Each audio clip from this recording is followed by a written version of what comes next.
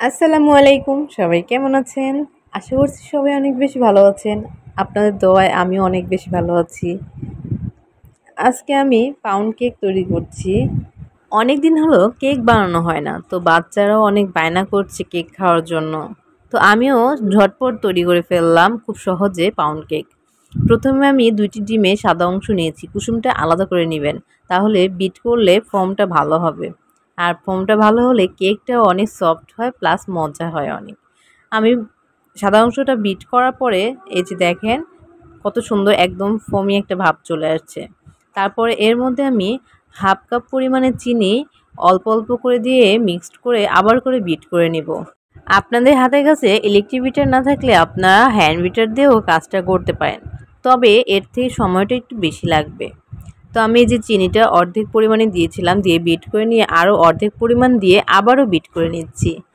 আমিও ফার্স্টে অনেক কেক বানাইতাম বাট পারতাম না। অনেক সময় নষ্ট হইতো, ফুলতো না, ভেতরে কাঁচা থাকতো। তারপরেও আমি হাল ছাড়ি নাই। আমি প্রায় ট্রাই করতাম যে কেন হচ্ছে না কেকটা, কোথায় সমস্যা। তো আপনারা যারা পারেন না, আমি বলবো একদিন পারেন নাই বাট আপনি পরের দিন আবার ট্রাই করেন, ইনশাল্লাহ হয়ে যাবে। তারপরে আমি যে ডিমের 3টা কুসুম রেখেছিলাম সেটা দিলাম, আর একটু ভ্যানিলা এসেন্স দিলাম। তারপরে 1/4 কাপ সয়াবিন মানে রান্নার রেগুলার তেল ইউজ করলাম, দিয়ে আমি আবারও একটু বিট করে নেব। এই পর্যায়ে আর বেশি বিট না করলেও চলবে, অল্প কিছু সময় বিট করে নিয়ে তারপরে আমি এখানে শুকনো উপকরণগুলো মিশিয়ে নেব। শুকনো উপকরণে এখানে আমি হাফ কাপ পরিমাণে আটা নিয়েছি, আর 1 চা চামচ বেকিং পাউডার নিয়েছি, আর 2 চা চামচ নিয়েছি গুঁড়া দুধ। সেটা আমি ভালো করে চেলে নিয়ে মিশিয়ে নিয়ে রেখেছিলাম। আর এখন এটা ডিমের যে ফোমটা আমি তৈরি করে রেখেছি এখানে অর্ধেক অর্ধেক করে দিয়ে আমি হালকা হাতে মিশিয়ে নিব। আমি এখানে ভিডিও অনেক বড় হয়ে যাচ্ছে, তাই আমি স্পিডটা বেশি করে দিয়েছি, যার জন্য মনে হচ্ছে অনেক দ্রুত আমি মিশিয়ে নিচ্ছি, কিন্তু এটা অনেক আস্তে আস্তে আপনি হালকা হাতে মিশিয়ে নেবেন।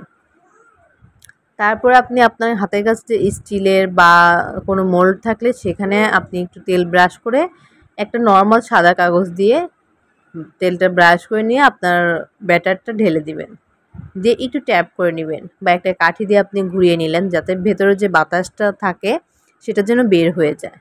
তাছাড়া এয়ার বাবলসগুলো জমা হয়ে ভেতরে ফাঁপা ফাঁপা হয় কেকের। এরপরে আমি এটা ভালো করে ট্যাপ করে নেওয়ার পরে আমি 160 ডিগ্রি সেলসিয়াসে ওভেন প্রিহিট করে নিব। তারপরে কেকটা আমি 40 মিনিটের জন্য বেক করব।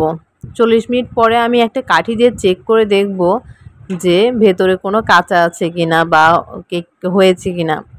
তো আলহামদুলিল্লাহ আমার কেকটা ডাবল ফুলে উঠেছে এবং অনেক সুন্দর হয়েছে আলহামদুলিল্লাহ। কেকের ভেতরে কাঁচা নাই আর কালারটাও সুন্দর এসেছে। কেকটা কেটে আপনাদের সাথে একটু শেয়ার করে দেখাচ্ছি যে দেখেন ভেতরটা কত সুন্দর হয়েছে। ভেতরটা একটু কাঁচা নাই, প্লাস অনেক বেশি মজা হয়েছে, বাচ্চারা অনেক মজা করে খেয়েছে।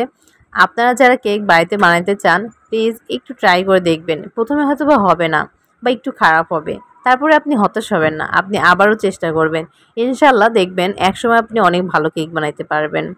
তো আমার ভিডিওটি যারা এতক্ষণ দেখেছেন সবাইকে অসংখ্য ধন্যবাদ। সবাই আমার জন্য আর আমার পরিবারের জন্য দোয়া করবেন, আর সবাই অনেক বেশি ভালো থাকবেন। আল্লাহ হাফেজ।